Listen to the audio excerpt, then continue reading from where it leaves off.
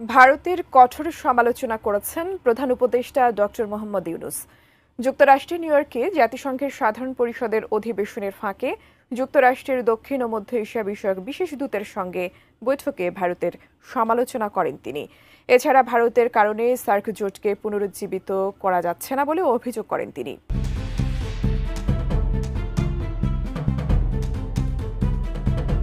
গেল বছরের গণবিপ্লবে ভারতের মিডিয়াগুলো বাংলাদেশকে নিয়ে প্রোপাগান্ডা ছড়িয়েছে এবং ভারতীয় গণমাধ্যমগুলোর ভুয়া খবর পরিস্থিতি আরও খারাপ করেছে। যুক্তরাষ্ট্রের নিউ ইয়র্কে জাতিসংঘের সাধারণ পরিষদের অধিবেশনের ফাঁকে যুক্তরাষ্ট্রের দক্ষিণ ও মধ্য এশিয়া বিষয়ক বিশেষ দূতের সঙ্গে বৈঠকে ভারতের কঠোর সমালোচনা করেন ডক্টর মোহাম্মদ ইউনূস।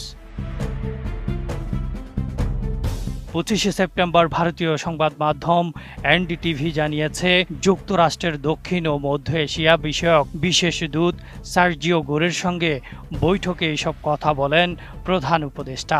সার্জিও গোরকে 1 মাস আগে ভারতের নতুন রাষ্ট্রদূত হিসেবে নিযুক্ত করেছেন মার্কিন প্রেসিডেন্ট ডোনাল্ড ট্রাম্প।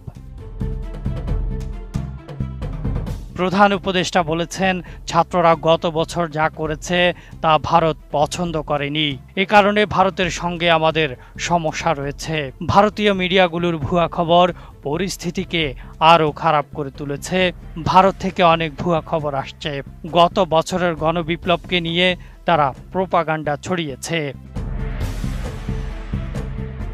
এছাড়াও সাবেক স্বৈরাচার প্রধানমন্ত্রী শেখ হাসিনাকে ভারতে আশ্রয় দেওয়ার বিষয়টি উল্লেখ করে তিনি বলেন, ভারত হাসিনাকে আশ্রয় দিয়ে সমস্যার সৃষ্টি করেছে। এগুলো ভারত ও বাংলাদেশের মধ্যে উত্তেজনাও তৈরি করেছে। ভারতকে ইঙ্গিত করে প্রধান উপদেষ্টা বলেন, সার্ক কাজ করছে না, কারণ এটি দেশের রাজনীতির সঙ্গে এটি ফিট হচ্ছে না। সার্কের সর্বশেষ সম্মেলন অনুষ্ঠিত হয় 2014 সালে। এরপর 2016 সালে সম্মেলনটি পাকিস্তানে অনুষ্ঠিত হওয়ার কথা থাকলেও তা স্থগিত করা হয়। উরি হামলার পর সম্মেলন বয়কট করে Bharat.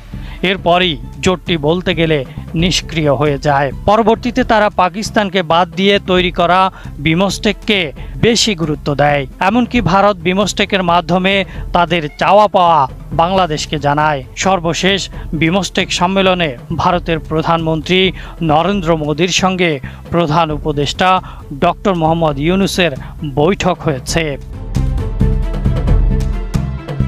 Desk report, ATN news.